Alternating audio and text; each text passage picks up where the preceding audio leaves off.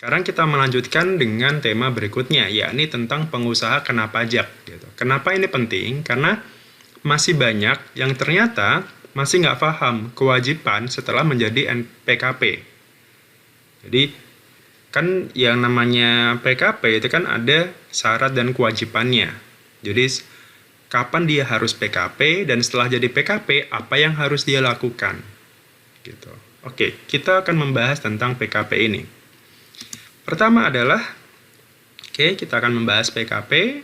Nah, berikutnya kita akan membahas tentang ya seperti kaidah jurnalistik tentang apa, kenapa, di mana, kapan, siapa, dan bagaimana. Nah, kita akan membreakdown ini tentang 5W1H ini. Kita akan mulai dengan yang pertama, tentang apa itu PKP atau definisinya. PKP definisinya adalah pengusaha, baik orang pribadi maupun badan, yang menyerahkan jasa kena pajak atau barang kena pajak yang dikenakan berdasarkan ketentuan Undang-Undang PPN. Artinya, PKP ini bukan hanya sekedar perusahaan, tapi juga bisa orang pribadi yang melakukan barang kena pajak, yang menyerahkan barang kena pajak atau jasa kena pajak berdasarkan Undang-Undang PPN. Artinya gini, PPN itu menganut asas negative list. Artinya semua barang pada dasarnya dikenakan PPN, semua jasa dikenakan PPN, kecuali yang ada di undang-undang.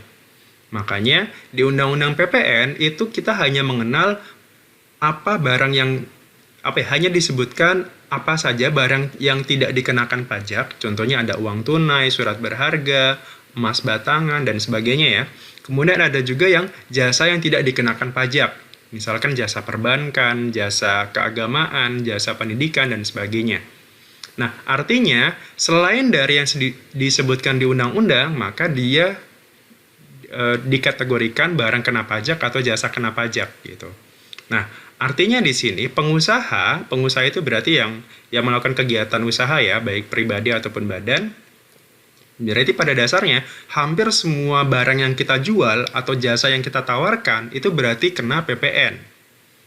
Tetapi baru bisa kita kenakan PPN kalau kita sudah menjadi PKP.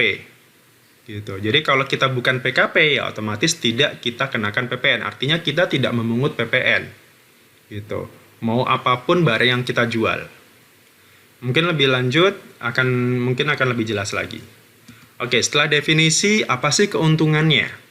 Keuntungan menjadi PKP itu apa? Oke, kita lanjut. Keuntungannya, paling tidak ada 3 di sini. Pengusaha akan dinilai mempunyai sistem yang legal secara hukum dan tertib bayar pajaknya. Kenapa? Karena menjadi PKP itu ada syarat tambahannya. Jadi kan, proses pertama kan kita harus mendaftarkan diri memiliki NPWP ya, menjadi wajib pajak dulu nih. Kalau menjadi wajib pajak, itu kan syaratnya kemarin sudah kita bahas ya, subjektif dan objektifnya terpenuhi. Subjektifnya dia sebagai warga negara Indonesia, usia dewasa dan sebagainya, atau badan hukum yang ada di Indonesia. Kemudian objektifnya adalah pada saat kita memiliki penghasilan atau ketika sudah ada kegiatan usaha. Itu objektif dan subjektifnya terpenuhi. Artinya pada saat itu kita wajib punya NPWP. Nah, menjadi PKP artinya lebih lagi gitu, lebih advance lagi gitu. Kemudian, nah artinya kan ketika lebih advance, lebih stepnya lebih tinggi lagi, artinya kan secara hukum, secara ketaatan pajak kan artinya lebih tinggi ya. Jadi lebih wah ini berarti pembukuannya lebih baik nih. Oh, berarti omsetnya besar nih seperti itu. Jadi di mata hukum, di mata bisnis gitu mungkin akan lebih baik gitu. Jadi akan terlihat lebih baik gitu. Kemudian yang kedua adalah dapat melakukan transaksi penjualan kepada bendahara pemerintah atau dalam hal ini pemungut gitu. Kan biasanya bendahara pemerintah ya atau BUMN gitu atau ya dinas-dinas gitu kan termasuk bendahara pemerintah ya. Biasanya mereka ketika transaksi dengan mereka itu mereka mensyaratkan harus PKP terlebih dahulu rekanannya. Jadi misal ketika saya punya toko elektronik misalkan, kemudian saya menjual barang elektronik itu ke dinas pendidikan gitu. Nah, biasanya dinas pendidikan itu akan mencari toko-toko elektronik yang sudah PKP. Kenapa? Karena secara ketentuan sendiri ketika mereka melakukan pembelian barang, mereka juga harus memungut PPN gitu. Jadi ya kan kalau kita sudah jadi PKP kan udah clear ya, artinya ya kita bisa memungut PPN, kita bisa juga dipungut PPN kalau kita transaksi dengan bendahara. Gitu. Jadi ya lebih aman aja daripada Anda bukan PKP gitu. Secara ketentuan lebih aman. Kemudian yang ketiga adalah bisa mengkreditkan faktur pajak masukan sehingga tidak perlu jadi biaya produksi.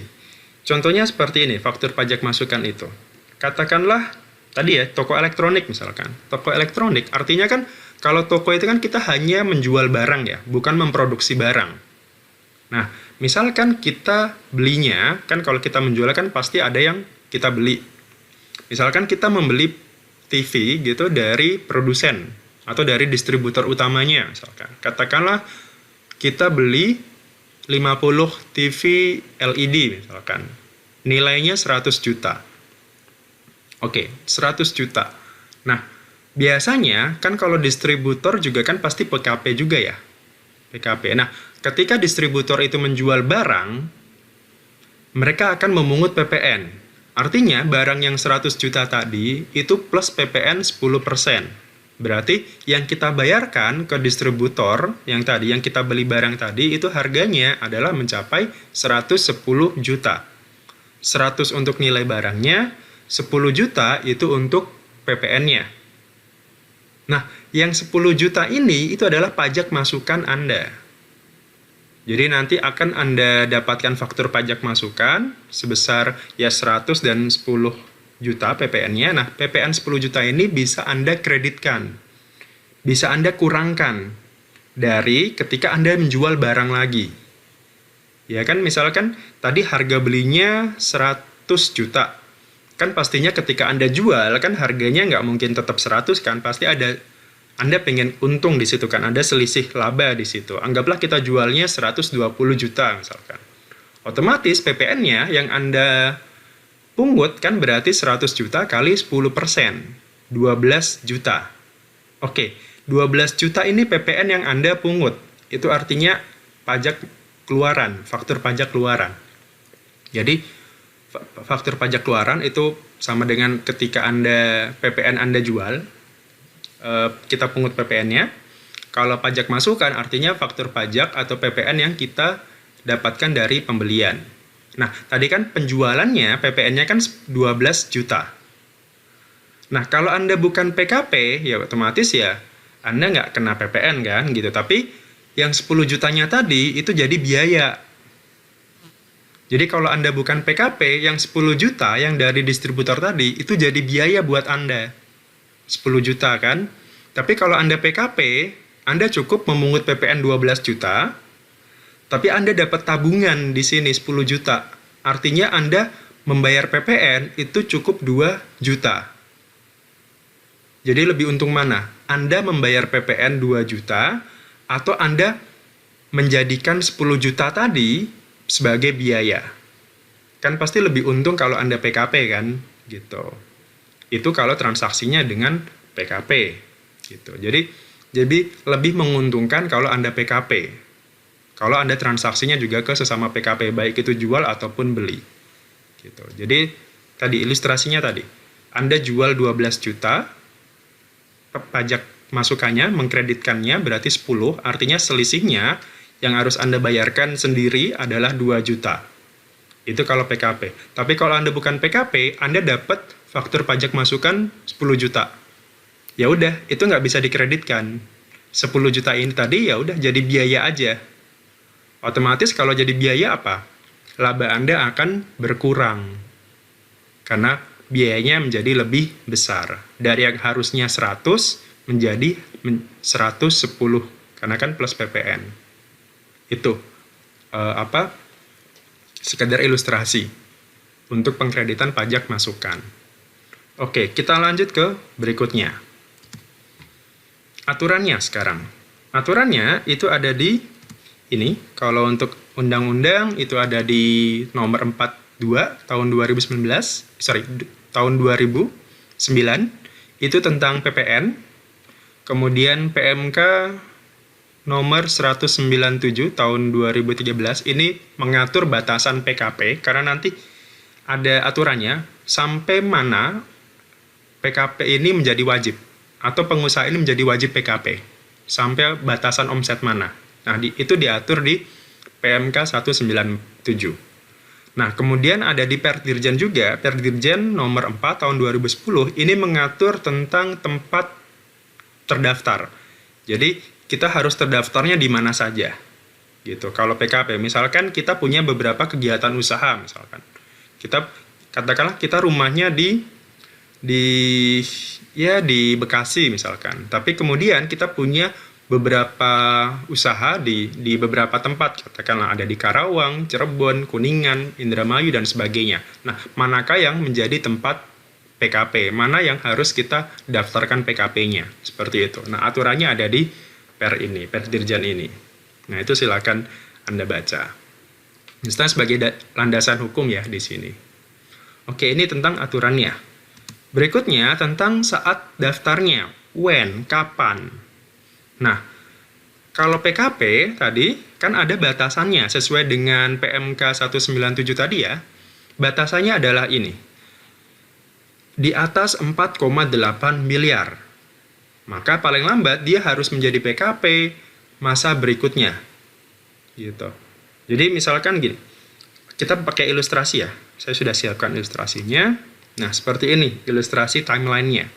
Misalkan Januari Anda sudah mulai produksi nih. Kegiatan usahanya mulai berjalan. Oke, kemudian Januari, Februari, Maret sampai April, omsetnya Anda katakanlah mencapai 4 miliar. Untuk 4 bulan ini, Januari sampai April. Oke, 4 miliar.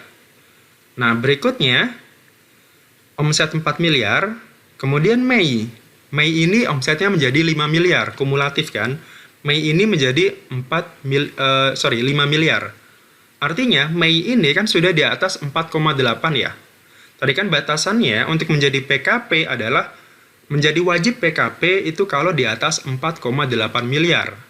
Artinya kan kalau 5 miliar itu berarti sudah di atas kan.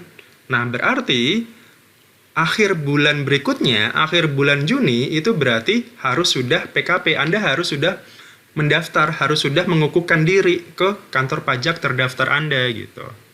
Jadi Anda harus urus PKP-nya. Karena kalau enggak ya kita bisa hitung secara jabatan gitu. Kita bisa tarik mundur kalau Anda telat, misalkan telat untuk PKP gitu.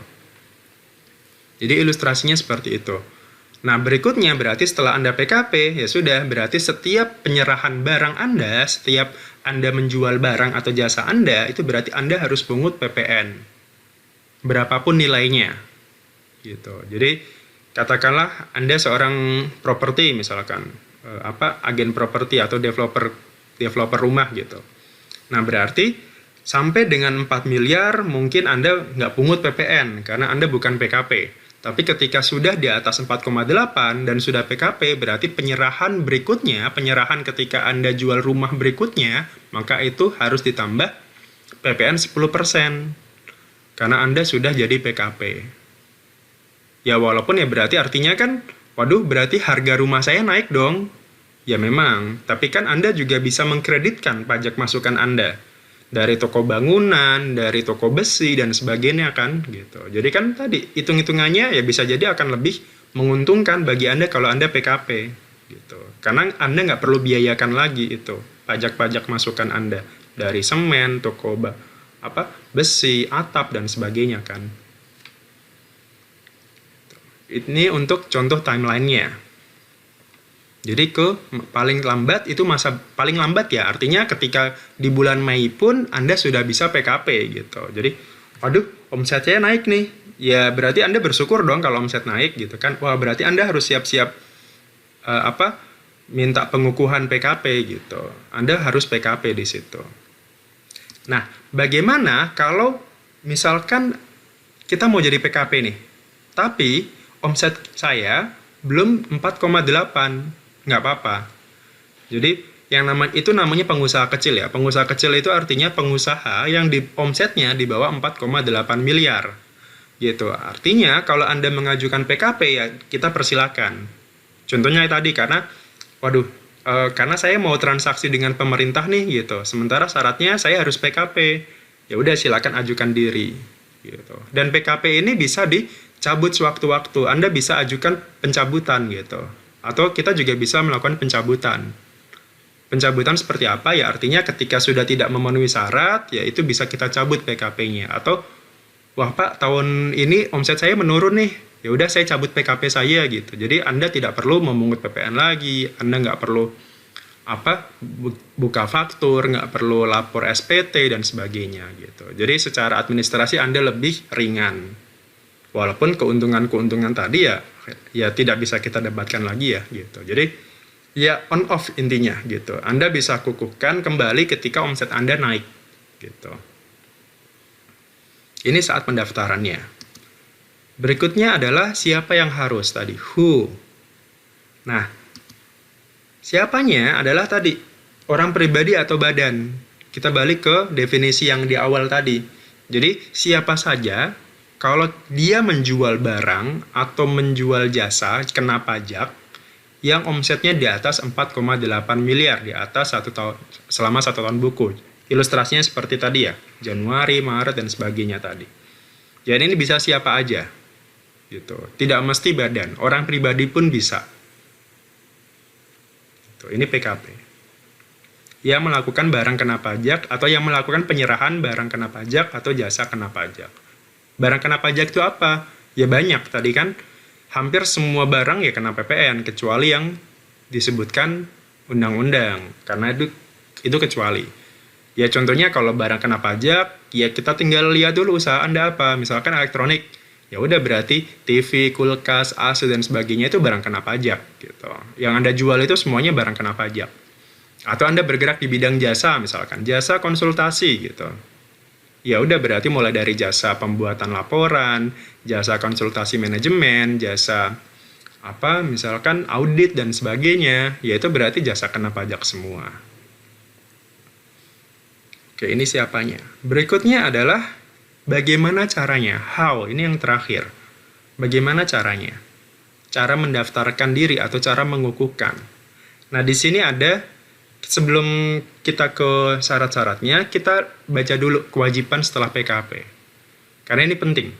Ketika kita sudah jadi PKP, maka hal pertama yang harus kita lakukan adalah ya memungut PPN-nya, kemudian dan itu adalah harus dengan cara membuat faktur. Artinya, setiap kita menyerahkan barang, ketika menjual barang atau jasa, kita harus membuat faktur.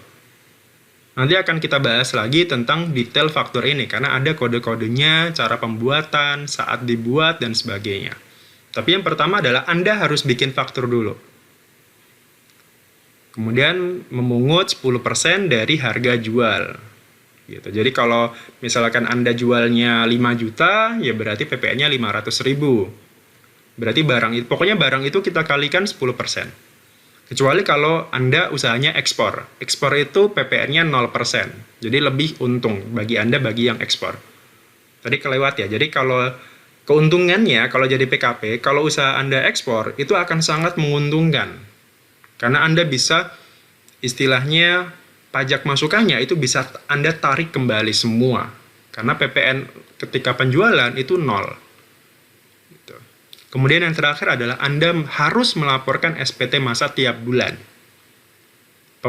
Pembuatannya melalui aplikasi e-faktur atau yang aplikasi yang di approve sama DJP. Jadi ini tiga hal ini yang wajib. Jadi Anda bikin faktur setiap penyerahan, Anda harus pungut PPN-nya 10%, kemudian Anda laporkan SPT masa. Hak Anda apa sebagai PKP ya tadi? Bisa mengkreditkan, bisa lakukan restitusi, dan sebagainya. Nah, kemudian kita baca syarat-syaratnya. Syarat-syaratnya secara umum itu ada kurang lebih ada 4 di sini, kemudian yang pertama adalah mengisi formulir. Tentu saja ada formulirnya, formulir pengukuhannya, kemudian ada syarat-syarat dokumennya. Pertama akte pendirian, kemudian NPWP dan KTP salah satu pengurus. Usahakan yang pengurus yang top leadernya ya, misalkan entah itu direktur atau yang pengambil keputusannya lah gitu. Kemudian fotokopi dokumen lain yang katakanlah ada surat izin, SIUP, SITU, dan sebagainya yang menerangkan bahwa Anda usaha di situ. Jadi ini bisa berbeda-beda sih, tapi secara umum kurang lebih sama ini. Setiap KPP sama pasti. Kemudian syarat formalnya, Anda juga harus sudah lapor SPT tahunan 2 tahun terakhir. Kalau kewajiban pajak Anda sudah beberapa tahun yang lalu ya, artinya Anda sudah punya NPWP beberapa tahun yang lalu. Artinya berarti Anda harus lapor SPT tahunan dulu dan juga pengurusnya. Jadi bukan hanya kalau ini badan ya, tapi kalau orang pribadi ya berarti Anda sendiri harus lapor SPT tahunan paling tidak 2 tahun terakhir. Atau kalau Anda baru membuat NPWP gitu di tahun ini ya, ini syarat ini nggak berlaku. Kemudian ada juga Anda tidak mempunyai utang pajak gitu. Anda tidak punya tunggakan pajak sebelumnya. Jadi kalau Anda mau dikukuhkan ya berarti ketika Anda punya utang pajak, katakanlah ada STP misalkan karena keterlambatan setor atau tidak lapor dan sebagainya, maka itu harus dilunasi dulu. Kecuali kalau Anda punya perjanjian untuk mengangsur. Nah itu mungkin bisa dipertimbangkan untuk diterima pengukuhannya. Gitu. Tapi kurang lebih seperti ini syarat-syarat utama kalau Anda jadi PKP. Di luar itu ya biasanya ada syarat-syarat tambahan tergantung kondisi di KPP-nya ya. Gitu. Kemudian setelah ini dipenuhi maka Anda akan istilahnya diverifikasi, didatangi apa benar tempatnya memang di sini, kegiatan usahanya ada dan sebagainya. Jadi kita cek kebenaran datanya ini. Setelah sudah selesai, dicek dan di-approve, maka Anda berhak menjadi PKP dan bulan berikutnya, maka Anda sudah wajib 3 hal tadi, buka faktur, kemudian pungut PPN dan juga lapor SPT masa PPN tiap bulan. Baik, kurang lebih itu untuk materi PKP. Semoga paling tidak ada pemahaman sedikit, ada sedikit penjelasan tentang PKP itu. Terima kasih dari saya atas waktunya. Saya ucapkan Assalamualaikum warahmatullahi wabarakatuh.